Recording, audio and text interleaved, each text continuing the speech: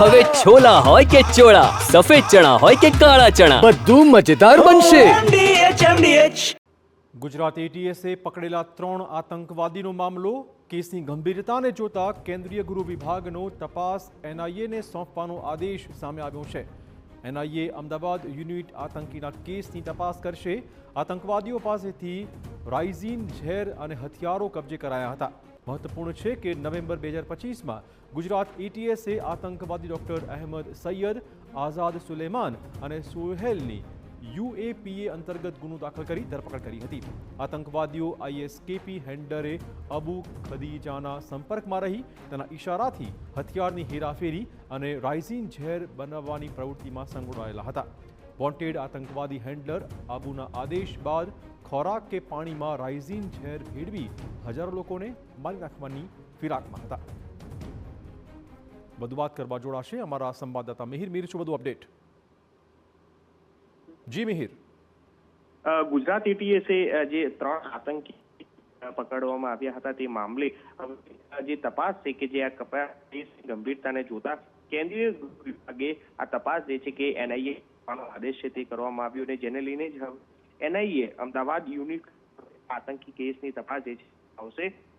November 2025માં Gujarat એટીએસે આતંકી અહેમદ સુલેમાન અને સુહેલ આ 3 આતંકીઓની ધરપકડ કરી અને તેમની પાસેથી એની સાથે જ જે રાઇઝિન કેમિકલ જે ઝેરી રાઇઝિન ઝેર મળ્યું હતું તેનું લઈને આ તપાસ જે છે કે જે ગંભીરતા એને સોંપવામાં આવી હતી.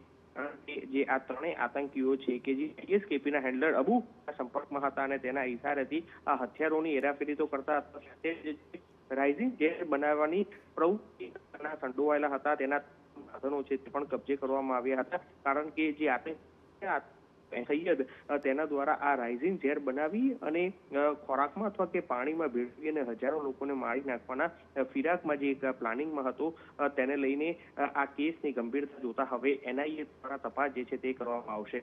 ત્યાં સુધી ગુજરાત એટીએસની તપાસમાં આ 3 લોકોની કરવામાં આવી હતી અને જેમાં પાકિસ્તાનનો હેન્ડલર અબુ ખદીજા તેનું નામ વોન્ટેડ હતું અને તેના સિવાય અન્ય 2 લોકો જે વોન્ટેડ હતા તેને લઈને તપાસ જે છે તે કરી રહ્યા હતા. હવે પરંતુ આ કેસની ગંભીરતાને જોતા હવે એનઆઈએ છે તે તપાસ હાથ ધરશે. ધન્યવાદ મિહિર તમામ જાણકારી બદલ.